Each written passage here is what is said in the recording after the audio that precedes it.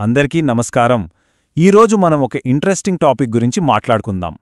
మనలో చాలామందికి రోజూ ఎదురయ్యే ఒక సంఘర్షణ ఇది. అదేంటంటే, మనకు నిజంగా అవసరమైన దానికి ఏదైనా మంచి డీల్ చూసినప్పుడు కలిగే ఆకర్షణకు మధ్య జరిగే ఒక పెద్ద పోరాటం. సరే, దీనొక కథ ద్వారా అర్థం చేసుకునే ప్రయత్నం చేద్దాం.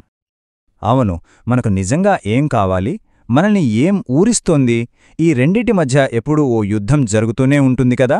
అసలు కథంతా ఇక్కడే మొదలవుతుంది. ఒకటి మన అవసరం, ఇంకొకటి మనల్ని ఆకర్షించేది. సరే, ఈ విషయాన్ని మనము అను అనే అమ్మాయి కథతో అర్థం చేసుకుందాం. అను బాగానే సంపాదిస్తోంది, కానీ సేవింగ్స్ మాత్రం జీరో. ఎందుకంటారా?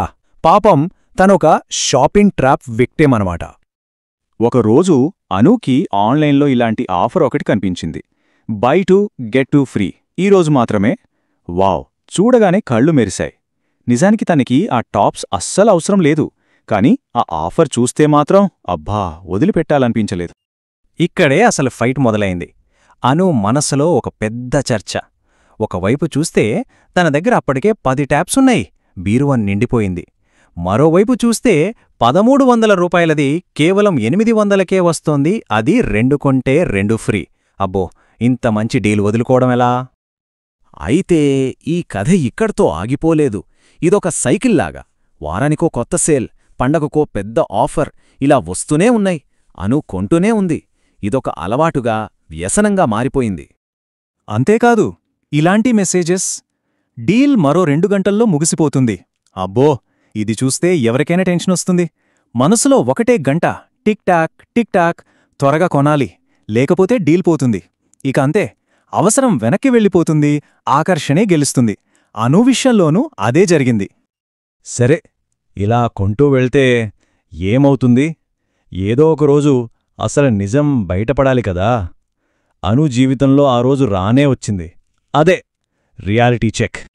ఒకరోజు తన రూమ్ క్లీన్ చేస్తుంటే అనూకి తన బీరువా చూసి షాక్ తగిలింది. అసలు ఓపెన్ కూడా చేయని బాక్సులు, ఒక్కసారి కూడా వేసుకోని డ్రెస్సులు, ఒకేలాంటివి 2, 3. కొన్నైతే ఎందుకు కొన్నానో, ఎప్పుడు కొన్నానో కూడా గుర్తులేదు. అదొక పశ్చాత్తాపంతో నిండిన అల్మరాలా కనిపించింది. అప్పుడే తనకి అసలు విషయం అర్థమైంది. వెంటనే కూర్చుని లెక్కవేయడం మొదలుపెట్టింది. తను ఇలా గొప్ప డీల్స్ అని కొన్న వాటికి కేవలం 3 నెలల్లో ఎంత ఖర్చు పెట్టుంటుంది అనుకుంటున్నారు? మొత్తం 18,450 రూపాయలు. వామ్మో, కేవలం 3 నెలల్లో అనవసరమైన వస్తువులకి ఇంత ఖర్చా? ఆ డబ్బు ఉండుంటే ఒక చిన్న ఎమర్జెన్సీ ఫండ్లాగా ఉపయోగపడేది కదా. ఆ మొత్తం చూసి అనూకు మైండ్ బ్లాంక్ అయిపోయింది. అప్పుడు తనకు తానే అనుకుంది, నేను ఇంత కష్టపడి పనిచేస్తున్నాను, కాని నా డబ్బంతా నాకు ఏమాత్రం అవసరం లేని చెత్త మీదకు పోతోంది అని. ఆ క్షణం తనకి చాలా బాధనిపించింది, ఒక రకమైన నిస్సహాయత. కాని అను అక్కడితో ఆగిపోలేదు, బాధపడి వదిలేయలేదు. ఈ సమస్యకు ఒక పరిష్కారం కనుక్కోవాలనుకుంది. తన ఆలోచన విధానంలోనే ఒక మార్పు తీసుకురావాలని నిర్ణయించుకుంది. తనొక సింపుల్ టెక్నిక్ కనిపెట్టింది. ఇకపై ఏది కొనాలన్నా తనను తాను 2 ప్రశ్నలు వేసుకోవడం మొదలుపెట్టింది.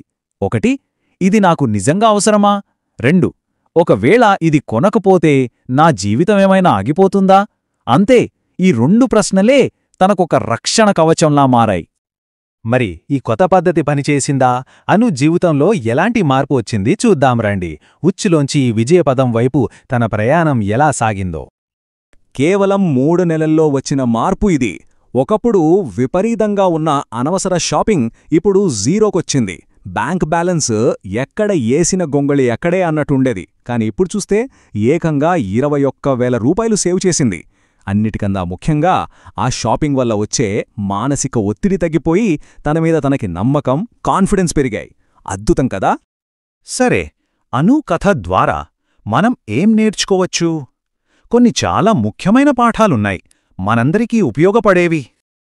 1, మనకు కనిపించే ఈ ఆఫర్లున్నాయే, అవి సైలెంట్గా మన భవిష్యత్తు కోసం దాచుకున్న డబ్బుని లాగేస్తాయి. 2, మనకు ఏం కావాలో, మన అవసరమేంటో మనకు క్లారిటీగా తెలిస్తే ఎన్ని ఆఫర్లొచ్చినా, ఎంత ఆకర్షణున్నా మనల్ని ఏమీ చేయలేదు, దాని పవర్ తగ్గిపోతుంది. 3, చాలామంది షాపింగ్ను ఒక ఎంటర్టైన్మెంట్గా చూస్తారు, కానీ అది చాలా ప్రమాదకరమైన ఆర్థిక ఉచ్చు. ఇక ఆఖరిది 4ది, మనం స్పృహతో అంటే ఆలోచించి ఖర్చు పెడితే మన జీవితం బాగుంటుంది, మన భవిష్యత్తు కూడా బలంగా ఉంటుంది. సో ఈ విషయాన్ని ఒక శక్తివంతమైన ఆలోచనతో ముగిద్దాం. మనం సంపాదించే డబ్బు మన భవిష్యత్తుకు భరోసా ఇవ్వడానికి, మన కలల్ని నిజం చేసుకోవడానికి, అంతేగాని మన కంటికి కనిపించిన ప్రతిదానిమీద ఖర్చు పెట్టడానికి కాదు. గుర్తుంచుకోండి, డబ్బు మన భవిష్యత్తుకు చెందినది, మన తక్షణ ప్రేరణకు కాదు.